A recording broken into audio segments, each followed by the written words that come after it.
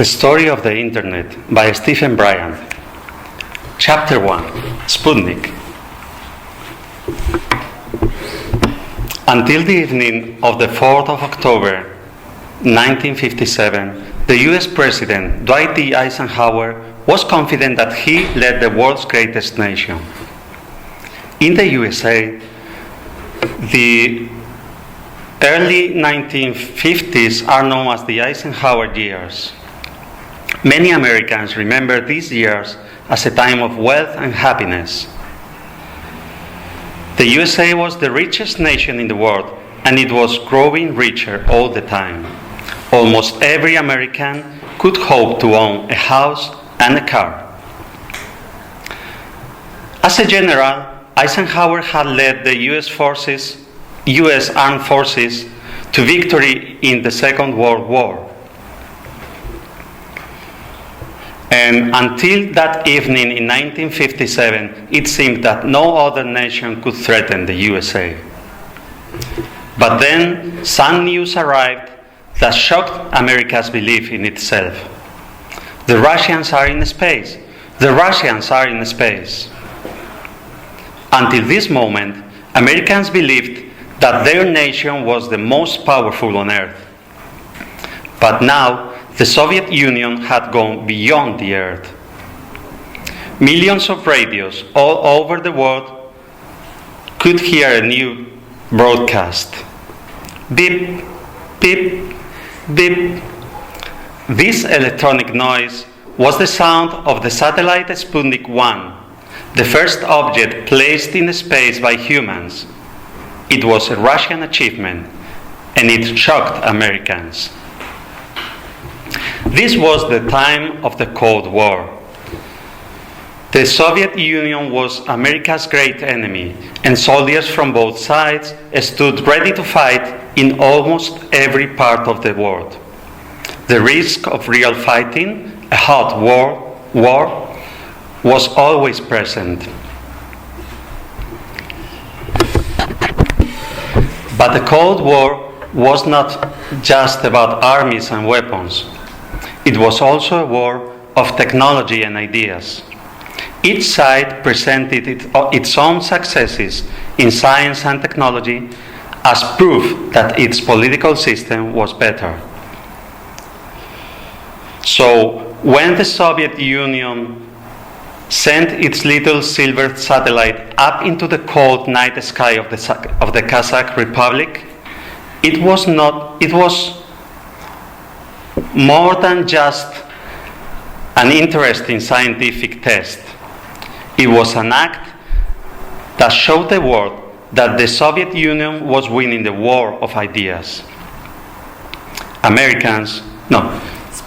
Sputnik measured only about 28 centimeters across, but each 90 minutes it crossed American skies like a new moon, a Russian moon. Americans were worried. If the Russians could put a satellite into space, what else could they do? Soon they might put platforms into space as well and drop bombs from them just right into the heart of their nation. Newspapers were soon filled with wild stories about the new dangers in space. Many Americans believed them. What are we going to do about this? President Eisenhower asked his Secretary of Defense, Neil McElroy. There is no real reason to worry, McElroy replied. Sputnik is not a danger for us. Our scientists are better than their scientists.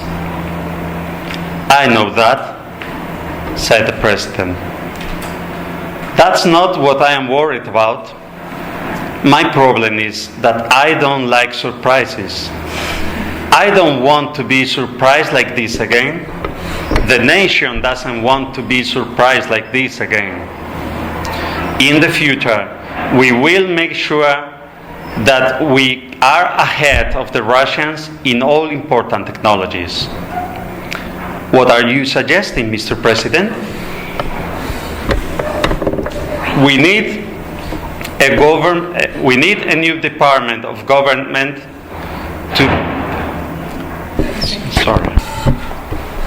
We need a new department of government to direct all our high technology work. I want to be able to say to the American people, don't worry. The best scientists in the world are working for the US government, and they are keeping us ahead of the Russians. And I want to stop the US armed forces fighting each other the way they do now. It's a waste of money and talent. I want a single organization to direct all of our high technology efforts. Yes, sir, Mr. President, said McElroy. The Secretary of Defense did not know it, but as he turned around and walked out of the famous Oval Office, he was taking the first steps on a road that led to the most important achievement of the late 20th century, the Internet.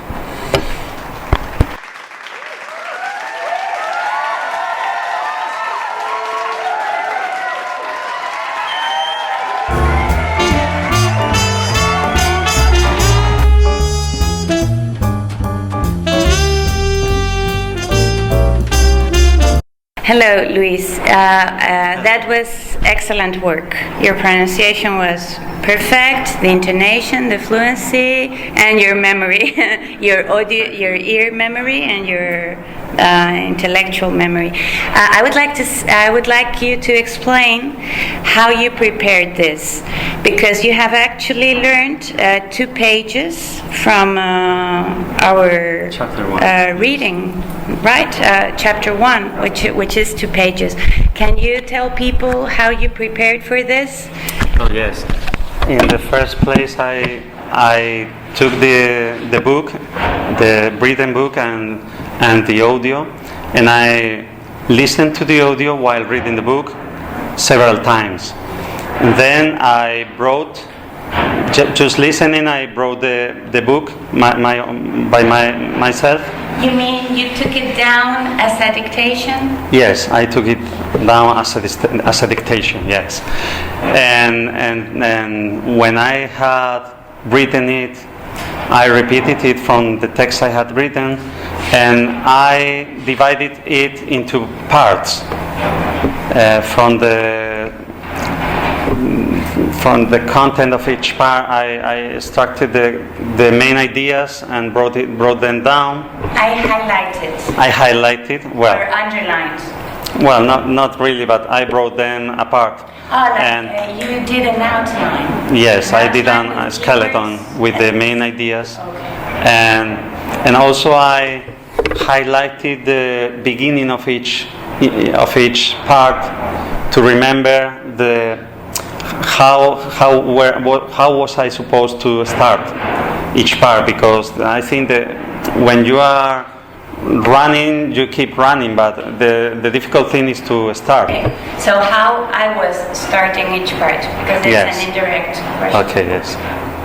Thank for your correction. Just one mistake, but okay. Wow. And now it is the end of January, but you did this exercise in December with other students, and this is the second part. Actually, the first part you did it, you hesitated less than now, which is meant to be the consolidation stage. Did you have any time to listen to the audio again and consolidate it? Or? Yes, I recorded the audio in my mobile phone, and I listened to it while driving or while at work. And I also spent some time during the break in my work.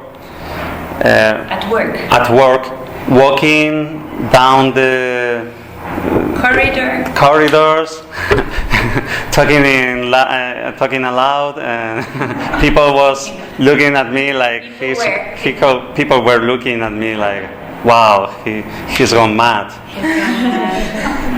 But no, he's just a language student. It's a typical thing of language students. They just speak on their own. Okay. So you did that a few times then? Yes. Okay. Anyway, it's That's it. very consolidated. It was very good. Thank you very much for this.